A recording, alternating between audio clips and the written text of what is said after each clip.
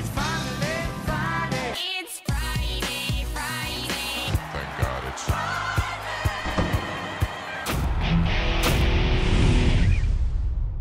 Welcome back to the Friday Show, presented by NYRA's loyalty program, where horsemen can get up to 15% purse bonuses. We'll talk more about that later.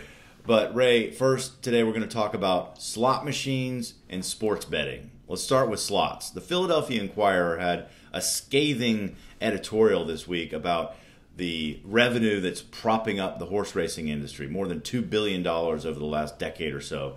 They called it a staggering amount of corporate welfare. This is not just in Pennsylvania. There are other states where they have this marriage between casinos and tracks, and the slot revenue is infused into purses and into the racing industry. The question is, how much longer is this marriage going to last? Yeah, I'm afraid that it's not just newspapers that are starting to look at the money that's going from slot machines and casinos into horse racing, but state politicians. There are a lot of states with casinos at racetracks that are struggling with state budgets, and it is really hard for the racing industry to win the argument in the capitals that is, gee, should we put more money into the horse racing business or support our school teachers or our hospitals or police or firefighters? You just can't win that argument.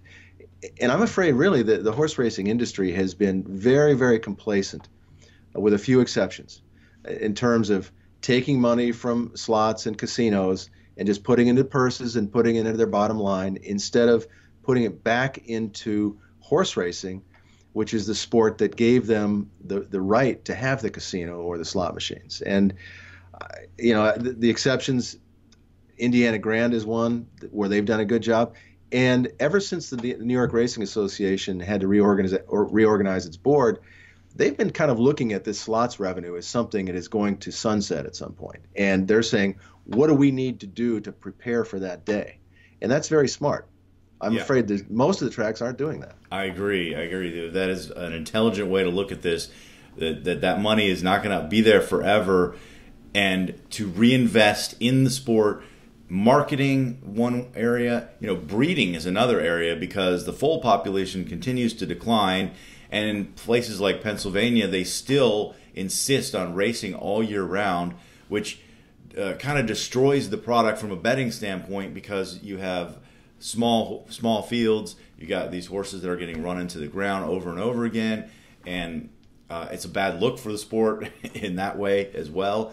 So I agree about the reinvestment. I also think that slot machines are not necessarily the greatest partner to be with racing, because they're completely different audiences. I mean, sports betting, on the other hand, to me, makes a lot more sense. That's coming, and that is maybe where horse racing should be looking for a partner in the future. Yeah, you've got the Supreme Court that's heard the case involving New Jersey and a federal law that prohibits states from adding sports betting. The consensus seems to be that the Supreme Court is going to favor New Jersey in this. And when that happens, I'm a little bit afraid that the horse racing industry is going to look at it as a shiny new object. And instead of focusing on horse racing, they're going to say, oh, here's our new savior. Instead of the slot machines, it's going to be sports betting. I still think you need to focus on the product.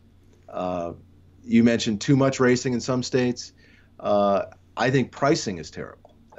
I'm not going to pick on Pennsylvania, but since the Inquirer brought it up, the takeout rate in Pennsylvania on trifectas and superfectas is something like 30 or 31%. It's the highest in the country.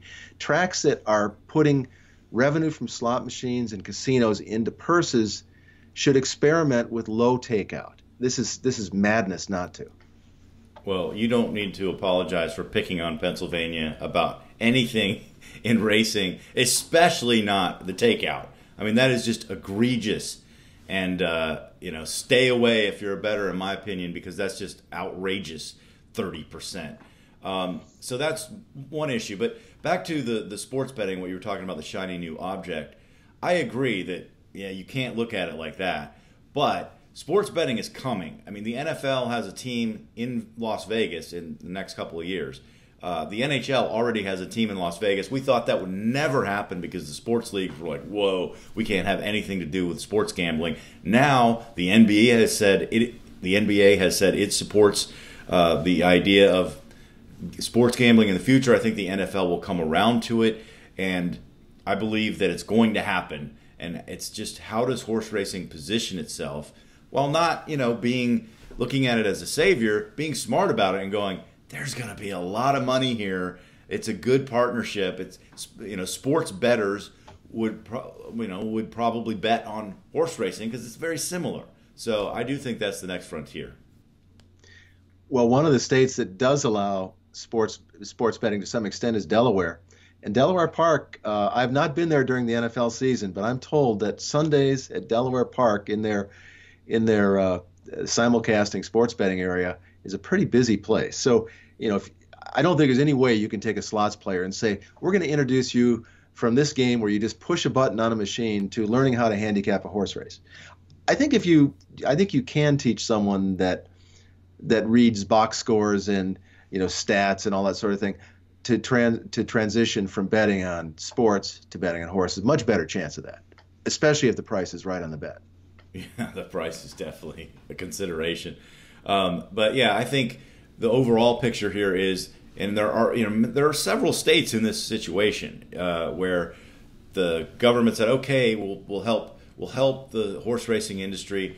Here's going to be a stream of revenue. But as the Inquirer pointed out, this is like losses propping up losses, because the revenue, and we've become such a gambling culture. People don't even realize, I think, when you sit back and look, over the past few decades, how much gambling is now in our culture. And it's because people want it. But my point about the losses is, people put the money into the slot machine and lose, and then that revenue goes to prop up losses in the horse racing industry. It doesn't make a lot of sense. It doesn't make a lot of sense when you think about it logically. No, and like I said before, it's hard to win an argument that should we spend this money supporting the horse racing industry, or should we pay our teachers and give them school supplies, or fix roads and build hospitals and that sort of thing. It's kind of a no-brainer. We're not going to win that argument. So, going forward, how do we look at sports betting from an industry standpoint? Do we embrace it as a partnership, a potential partnership, like slots but a better fit? Or do we look at it as, sports betting is going to be a huge competitor for us and is going to swallow up horse racing? We have a poll on the website. Share your thoughts at PaulickReport.com. Ray, that's it for this edition of the Friday Show, presented by the NYRA loyalty program. The more you race, the more you can win, up to 15% in purse bonuses if you can become a Diamond Club member of the program. We thank them for their sponsorship. We thank you for watching. We'll talk to you next time.